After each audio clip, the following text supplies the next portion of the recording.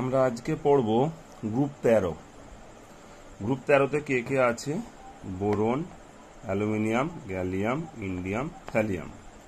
এদের ইলেকট্রন বিন্যাসটা দেখো, 2s2 2p1, 3s2 3p1, 4s2 4p1, 5s2 5p1, 6s2 6p1। অর্থাৎ উপর থেকে নিচের দিকে গেলে একটা করে এক্সট্রা কক্ষপথ যুক্ত হয়েছে। তাহলে একটা করে যদি এক্সট্রা কক্ষপথ যুক্ত হয়, ক্রমাগত ব্যাসার্ধ বৃদ্ধি পাবে। সেই অনুযায়ী ব্যাসার্ধ এদের উপর থেকে নিচের দিকে গেলে বৃদ্ধি পায়। কিন্তু গ্যালিয়াম একটি মৌল, যার কাছে গেলে একটু ব্যতিক্রম হয়। কেন ব্যতিক্রমটা হয়? তার কারণ গ্যালিয়াম 31 নম্বর মৌল, 31। এর আগে 30 নম্বর পর্যন্ত জিঙ্ক আছে, অর্থাৎ ডি ব্লক মৌল আছে। ডিএফ উপকক্ষের পর্দা পাতলা, বাধা কম, আকর্ষণ বল বেশি। সেই জন্য গ্যালিয়ামের ক্ষেত্রে ব্যাসার্ধটা খুবই ছোট হয়ে যায়, যেটা অ্যালুমিনিয়ামের থেকেও কম হয়। অ্যালুমিনিয়ামের থেকেও কম হয়, এটা একটু মার্ক করে রাখতে হবে।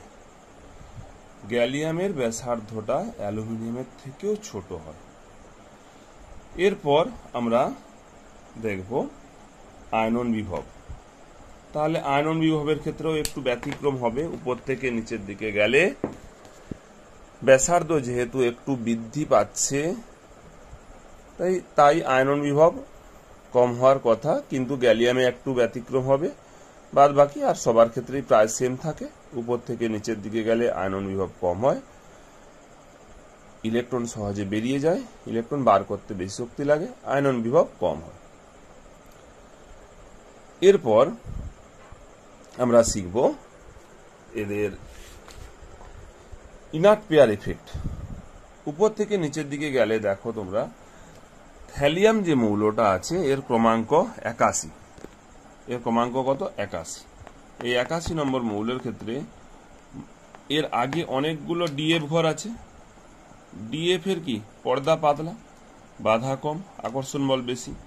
তাই এর ক্ষেত্রে 6s2 যে দুটো ইলেকট্রন আছে, এই 6s2 দুটো ইলেকট্রন সহজে বেরোয় না, অর্থাৎ এটা ইনার্ট হয়ে থেকে যায়।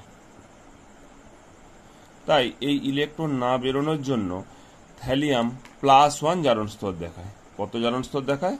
থ্যালিয়াম +1 জারণ স্তর দেখায়। এর +1 হলো সুস্থিত, কিন্তু বাকি অন্য সবার ক্ষেত্রে